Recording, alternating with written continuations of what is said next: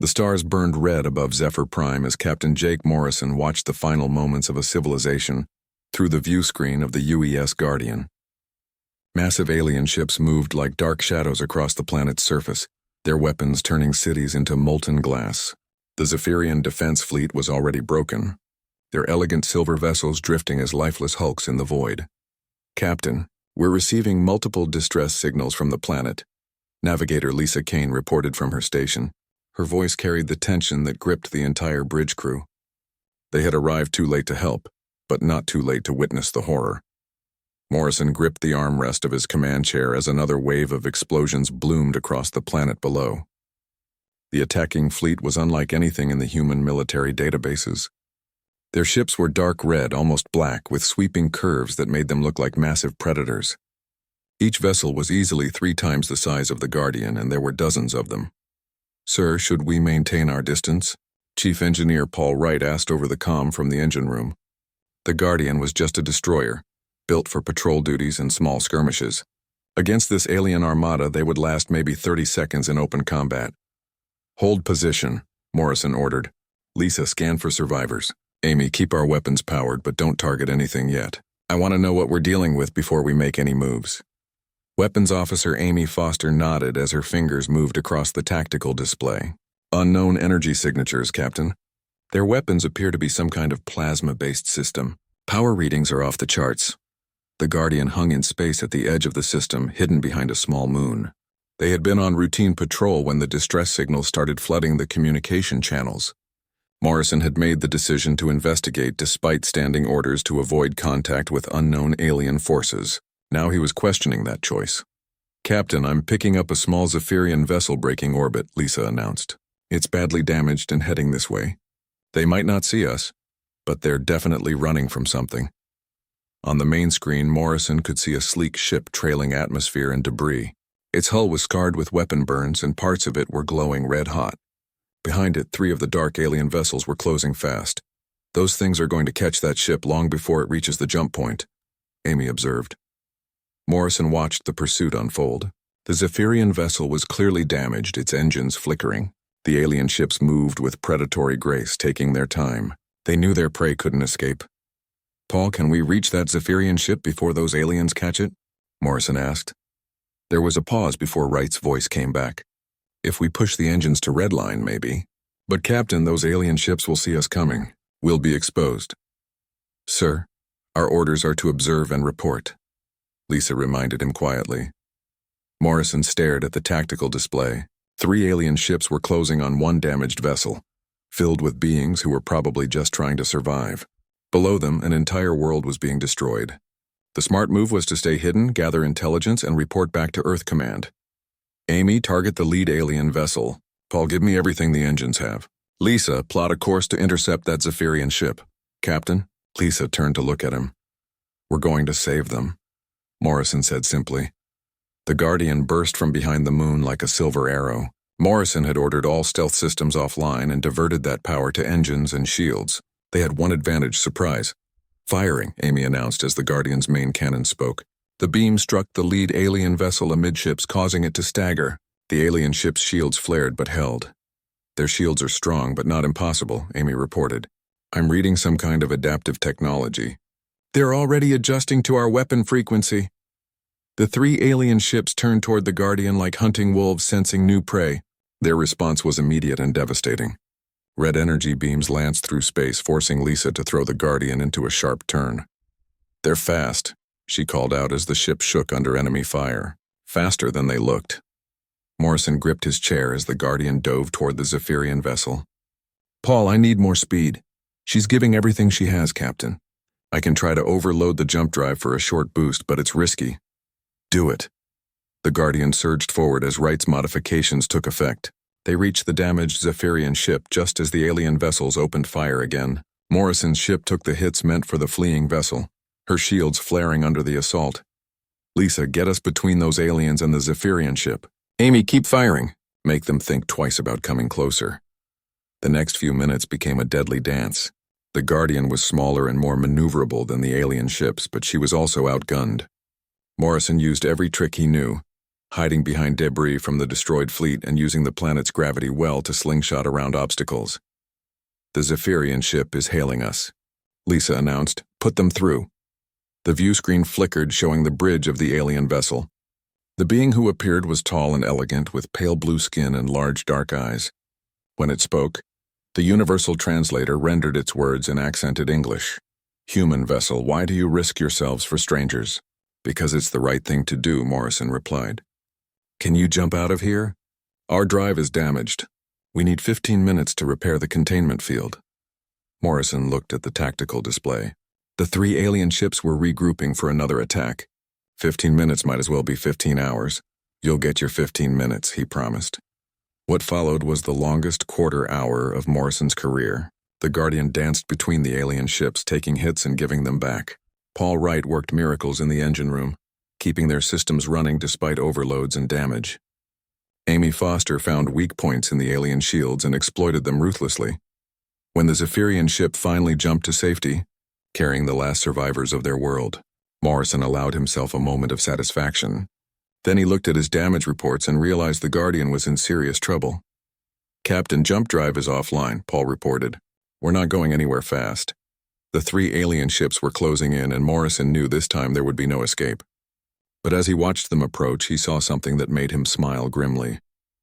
The lead ship was trailing atmosphere, and the other 2 showed visible damage. For the first time in their conquest, the aliens had faced real resistance, Amy. "Prepare to transmit everything we've learned to Earth Command. If we don't make it out of here, at least they'll know what's coming." The alien ships opened fire, and the Guardian's shields finally failed. The Guardian limped through space with her hull scarred and her engines running on backup power. Captain Jake Morrison sat in his damaged command chair, watching Paul Wright's damage report scroll across his personal display. They had escaped the alien ships by hiding in an asteroid field, but barely. "Captain, I've got long-range communications back online," Lisa Kane announced from her station.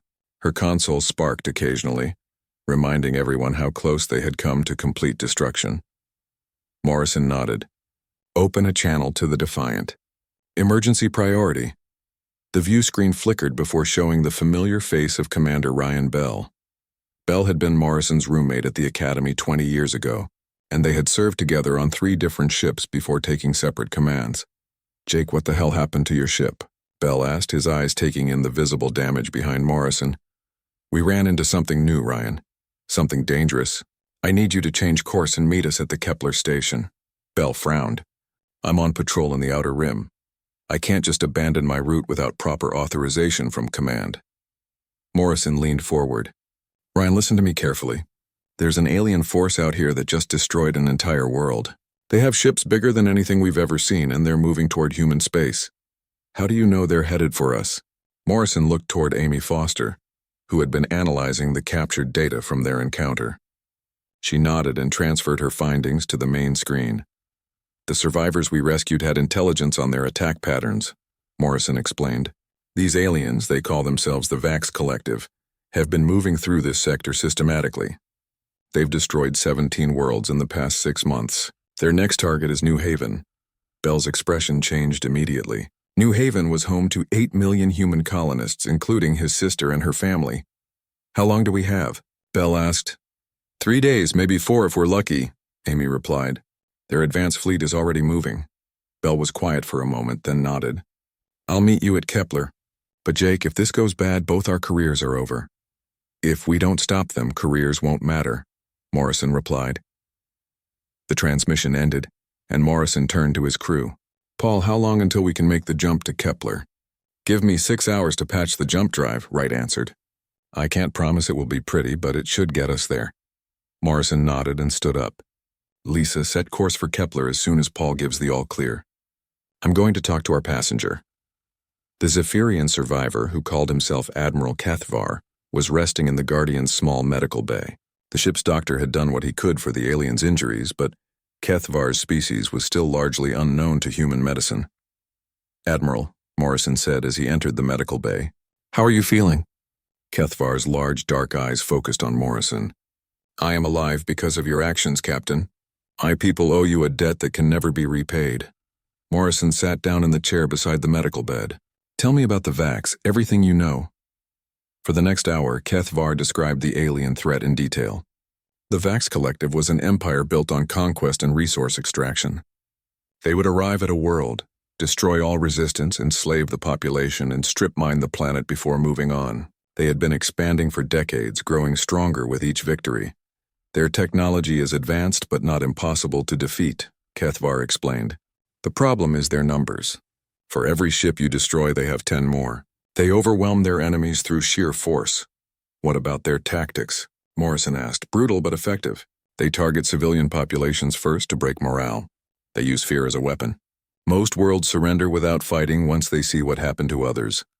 Morrison absorbed this information. And New Haven is definitely their next target? Kethvar nodded sadly. I accessed their command frequencies during our escape. War Prime Zekthul himself is leading the assault on your colony world. He commands over 80 ships. Morrison felt a chill run down his spine. The Guardian and Defiant together would be facing impossible odds, but they had to try. 6 hours later, the Guardian made an unsteady jump to the Kepler station. The ancient mining platform sat at the edge of human space, officially abandoned but still used by smugglers and independent traders. It was the perfect place for an unofficial meeting. The Defiant was already waiting when they arrived. Bell's heavy cruiser was 3 times the size of the Guardian and packed with enough firepower to level a small city. If they were going to have any chance against the Vax, they would need every advantage they could get. Morrison transported over to the Defiant for a face-to-face meeting. Bell's ready room was neat and organized, a stark contrast to the chaos Morrison had left behind on his own ship. Show me what you've got, Bell said without preamble. Morrison activated a portable display unit and began laying out everything they had learned. Fleet compositions, weapon capabilities, tactical preferences, and most importantly, the confirmed intelligence about New Haven. 80 ships, Bell repeated when Morrison finished. Jake, that's not a battle, that's a massacre. Even if we had a full battle group, we'd be outgunned. I know the odds, Ryan, but what choice do we have? If we don't make a stand somewhere, they'll keep rolling through human space until they reach Earth itself. Bell was quiet for a long moment, studying the tactical displays. What's your plan? Morrison smiled grimly. We can't match their numbers, but we might be able to match their tactics. Hit-and-run attacks, target their supply lines, force them to spread out their forces, make them pay for every kilometer of space move. And if that doesn't work, then we die fighting instead of running. Bell nodded slowly. All right, Jake, I'm in, but we're going to need help. Morrison had been thinking the same thing. I've been monitoring the emergency channels. There are 3 more human ships in this sector, the Phoenix, the Vanguard, and the Horizon. If we can convince their captains to join us, that's still only 5 ships against 80, better than 2 ships against 80. Bell laughed despite the situation. You always were optimistic. They spent the next few hours planning their approach to New Haven. The key would be arriving before the Vax and setting up defensive positions that would maximize their limited firepower. They would use the planet's moons and asteroid belts as cover, forcing the aliens to come to them on ground of their choosing. As Morrison prepared to return to the Guardian, Bell grabbed his arm. Jake, there's something you should know. My sister Sarah lives on New Haven with her family. This isn't just about stopping an invasion for me. Morrison nodded. We'll get them out, Ryan. All of them. The 2 ships departed Kepler Station together, jumping toward New Haven in a battle that would determine the fate of human expansion into the galaxy. Behind them, Admiral Kethvar watched from the Guardian's observation deck, wondering if these humans truly understood what they were about to face. In the depths of space, the Vax Advance Fleet continued its relentless approach toward New Haven, unaware that for the first time in their conquest, someone was coming to meet them halfway. The Guardian and Defiant dropped out of hyperspace at the edge of the New Haven system, to find they were already too late. Explosions bloomed like deadly flowers across the planet's surface as massive alien ships pounded the colonial settlements from orbit. The sight made Morrison's blood run cold. My God. Bell's voice came through the comm channel. They're 3 days early. Morrison stared at the tactical display showing dozens of red contacts around New Haven. The Vax fleet was even larger than Admiral Kethvar had predicted. War Prime Zekthul had brought his full force to crush the human colony. Captain, I'm reading 12 capital ships and at least 40 support vessels, Amy Foster reported from her weapons station. They've got the planet completely surrounded. Lisa Kane was already plotting approach vectors on her navigation console. Sir, if we go in directly, they'll see us coming from light years away. But I can use the gas giant's rings to mask our approach. Morrison nodded. Do it, Ryan. You getting this? Copy that, Jake. My tactical officer confirms your readings. We're seriously outnumbered here. On the planet's surface, Colonial Administrator Helen Price was coordinating the evacuation of Harmony City, New Haven's capital. The first VAX bombardment had targeted the spaceport and military installations, but she knew civilian areas would be next. The alien attackers always followed the same pattern. Colonel Davis, how much time do we have? She asked over the emergency channel. Marine Colonel Frank Davis was directing the defense of the government complex, while his troops covered the evacuation routes. Maybe 6 hours before they start landing ground forces. The orbital platforms are already gone. Price looked out the window at the streams of civilians fleeing the city, families carrying whatever they could fit in hover cars, parents holding children who didn't understand why their world was ending. 8 million people lived on New Haven, and there was nowhere near enough transport to evacuate them all. We need to slow them down somehow, she said. Davis nodded grimly. My Marines will hold the line as long as possible. But Helen, you need to face facts. Most of these people aren't getting off-world. In space above, Morrison was implementing a desperate plan. The Guardian dove through the ice rings of the gas giant Cronus, using the frozen debris to mask their heat signature. Behind them, the Defiant followed the same path, her larger bulk making the maneuver more dangerous. Contact bearing 27 Mark IV, Amy announced. Fax patrol ship looks like a frigate class. Morrison smiled coldly. Time to announce our arrival. Amy, target their engines. Lisa, prepare for emergency acceleration after we fire. The Guardian's main cannon spoke from within the ring system, the beam lancing out to strike the unsuspecting VAX vessel. The alien ship staggered as its drive section exploded, sending it tumbling helplessly through space. Direct hit, Amy reported. But Captain, the whole fleet knows we're here now. Morrison watched as red contacts began moving toward their position. That's the idea. Lisa, take us deeper into the rings. I want to make them come to us. What followed was a deadly game of cat and mouse among the ice and rock of the ring system. The Guardian and Defiant used their superior maneuverability to strike at pursuing VAX ships, then disappear back into the debris field. The aliens had the numbers, but the humans had chosen the battlefield. Another frigate down, Bell reported as the Defiant's heavy guns claimed their second kill. But Jake, we've got bigger problems. Long-range sensors are picking up 3 more human ships approaching the system. Morrison felt a surge of hope. The Phoenix, Vanguard, and Horizon. Confirmed. Steve Walsh, Maria Santos, and Nick Turner are all requesting orders. Morrison quickly opened a fleet channel. All ships, this is Morrison. We're implementing guerrilla tactics using the ring system for cover. Stay mobile, hit hard, and don't get caught in open space.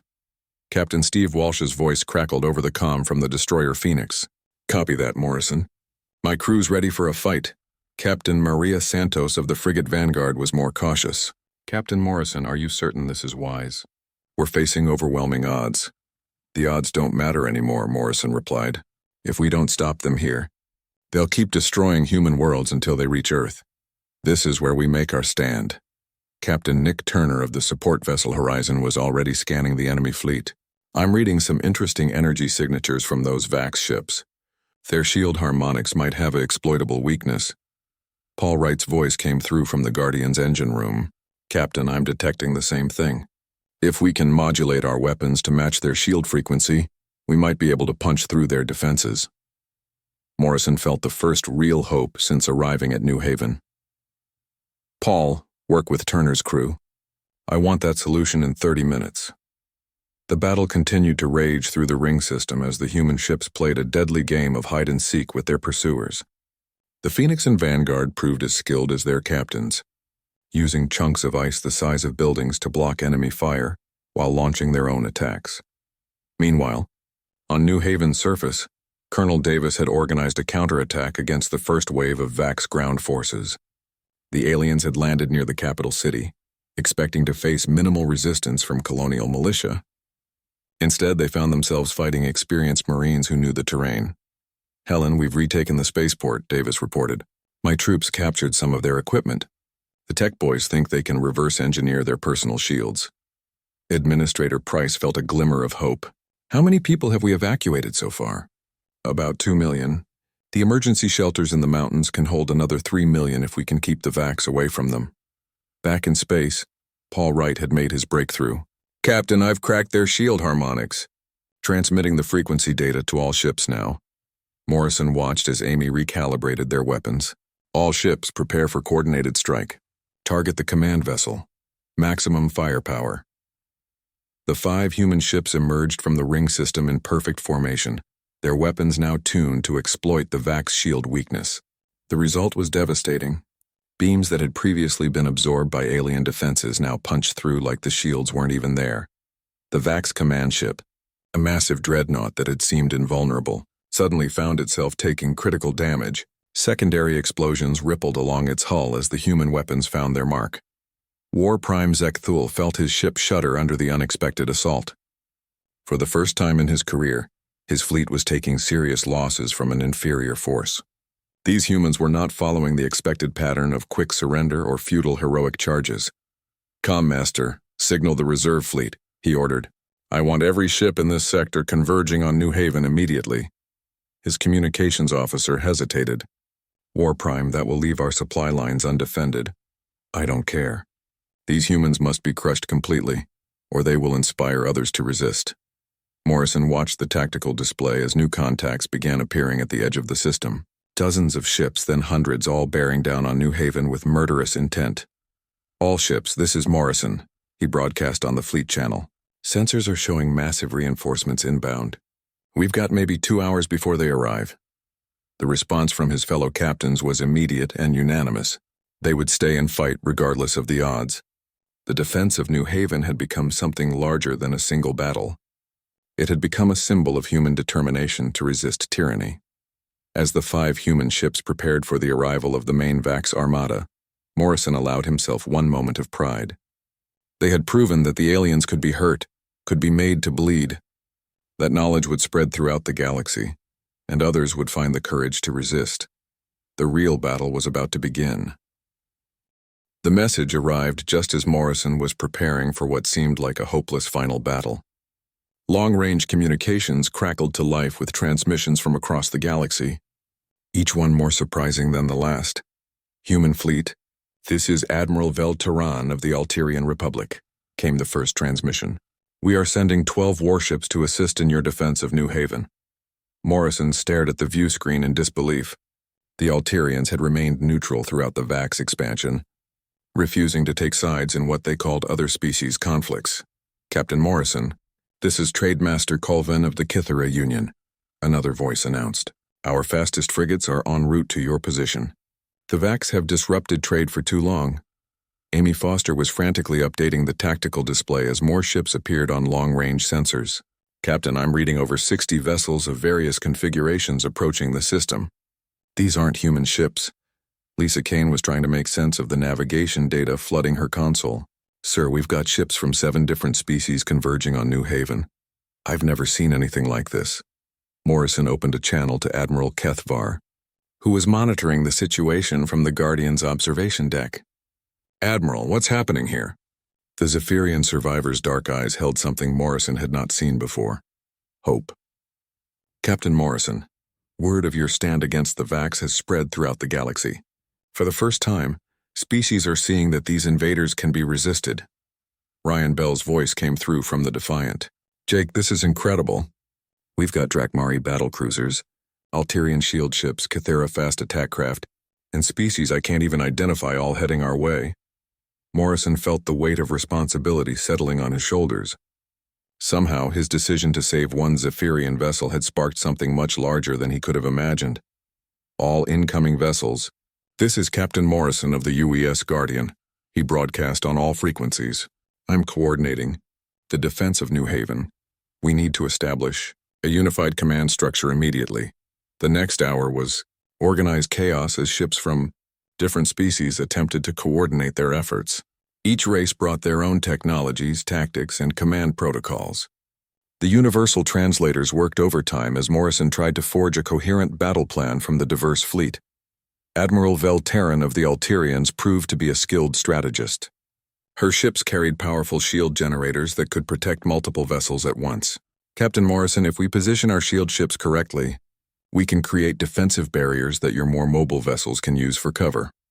Trademaster Colvin's Kythera frigates were equipped with advanced jump drives that allowed them to make short-range teleportation jumps during combat. Our ships can provide rapid strike capability, he explained. We hit hard and disappear before the enemy can respond. The most surprising addition to the fleet was Commander Thrak Gore of the Drakmari. His species was known for their warrior culture and had never allied with anyone. His 3 battle cruisers were massive, heavily armored vessels designed for close combat. Human Morrison, Thrak Gore rumbled through the translator. The Drakmari respect courage in battle. We will fight beside you against these Vax cowards. Morrison found himself in command of over 60 ships from 7 different species, each with unique capabilities and limitations. It should have been impossible to coordinate such a diverse force, but somehow, they were making it work. Paul Wright was working with engineers from all the allied species to share the shield frequency data. Captain, the Altarian shield ships can boost our weapon effectiveness even further, and the Kythera jump drives can be modified to enhance our mobility. Amy Foster was having the time of her life working with alien weapons specialists. Sir, we're developing hybrid weapon systems that combine human targeting computers with Drakmari plasma cannons and Altarian power cores. The results are impressive. On New Haven's surface, the situation had stabilized somewhat. Colonel Davis had successfully pushed the Vax ground forces back from the major population centers, with help from captured alien technology. Administrator Helen Price reported that most of the civilian population was now in secure shelters. Morrison, this is Price on the surface, she transmitted. We've reverse-engineered some of their equipment and set up defensive positions around the evacuation sites. How are things looking up there? Morrison looked at the tactical display showing the approaching Vax armada. War Prime Zekthul had committed everything to this battle, bringing over 300 ships to crush the unexpected resistance. We've got help? Helen. More help than I ever imagined possible. The Allied fleet took defensive positions around New Haven using a combination of technologies that no single species could have achieved alone. Altarian shield generators created protective barriers, while Kythera jump drives allowed rapid repositioning of forces. Human tactical computers coordinated targeting, while Drakmari armor provided staying power. Admiral Keth Var watched the preparations with amazement. Captain, in all my years, I have never seen such cooperation between different species. The Vax pride themselves on conquering divided enemies. They have never faced a truly united force. Morrison nodded as he reviewed the final battle plans. Each species would play to their strengths while covering for others' weaknesses. The humans would provide tactical coordination and mobility. The Altarians would handle defense, the Kythera would strike fast and hard, and the Drakmari would anchor the battle line. When the Vax armada finally arrived, War Prime Zekthul expected to find a broken human fleet waiting for destruction. Instead, he discovered something that challenged everything he understood about galactic warfare. A truly unified multi-species alliance ready for battle. Impossible. Zekthul hissed as his sensors reported the enemy fleet composition. These species have never cooperated before. They should be fighting among themselves, not standing together. His tactical officer was equally confused. War Prime. Their formations are perfectly coordinated despite using completely different technologies. How are they managing this? Zekthul studied the enemy deployment. The Allied fleet had positioned itself in a defensive formation that maximized each species' advantages while minimizing their vulnerabilities. At the center, human ships provided command and control. Surrounding them, Altarian shield ships created protective barriers. On the flanks, fast Kythera frigates waited to exploit any weakness. Anchoring the formation, massive Drakmari cruisers stood ready to absorb the heaviest attacks. It doesn't matter, Zekthul finally decided. We still outnumber them 5-1. Begin the attack. The largest space battle in galactic history began with the Vax fleet advancing in their traditional overwhelming swarm formation. They had used this tactic to crush resistance on dozens of worlds, relying on sheer numbers to break enemy morale. But the Allied fleet didn't break. Instead, they demonstrated something the Vax had never encountered: perfect tactical integration between multiple species. As Vax ships charged the defensive line, They found themselves caught in overlapping fields of fire from weapons they had never seen before. Morrison watched from the Guardian's bridge as the battle unfolded exactly as planned. All ships execute Maneuver Alpha. Show them what unity can accomplish. The Allied fleet moved as one organism, each species supporting the others in perfect harmony. For the first time in their expansion, the Vax found themselves facing an enemy that was more than the sum of its parts. The space around New Haven became a storm of energy and explosions, as 300 Vax ships crashed into the Allied defensive line. War Prime Zekthul had thrown everything he had into this assault, confident that raw numbers would overcome any resistance. He was wrong. The Alliance fleet fought with a coordination that defied everything the Vax understood about multi-species warfare. Alterian shield generators created protective bubbles that allowed human destroyers to strike without fear of retaliation. Kithera frigates appeared behind enemy lines, delivered devastating attacks, then vanished before the Vax could respond. Drakmari battlecruisers stood like immovable fortresses, their heavy armor absorbing punishment that would have destroyed lesser ships. Morrison watched the tactical display from the Guardian's bridge as the battle reached its peak intensity. Amy, target those supply ships behind their main line. If we can cut off their ammunition, we can break their formation. Amy Foster's fingers danced across her weapons console as she coordinated fire with ships from 4 different species. Firing now, Captain. The Drakmari cruiser Bloodfang is supporting our attack. The combined assault from human precision weapons and Drakmari plasma cannons tore through the Vax supply convoy like it was made of paper. Secondary explosions rippled through the enemy formation as ammunition ships detonated in brilliant fireballs. Direct hit, Amy reported with satisfaction. Their logistics are in chaos, but the victory came at a cost. The Guardian shuddered under a massive impact as a Vax dreadnought broke through the defensive line and targeted Morrison's ship directly. Emergency lights flickered on as the ship's system strained under the assault. Hull breach on Deck 7, Paul Wright reported from engineering. Life support is failing in sections 12 through 15. Morrison gripped his command chair as another wave of enemy fire struck home. Through the tactical display, he could see the massive Vax flagship moving toward their position. War Prime Zekthul had decided to end this battle personally.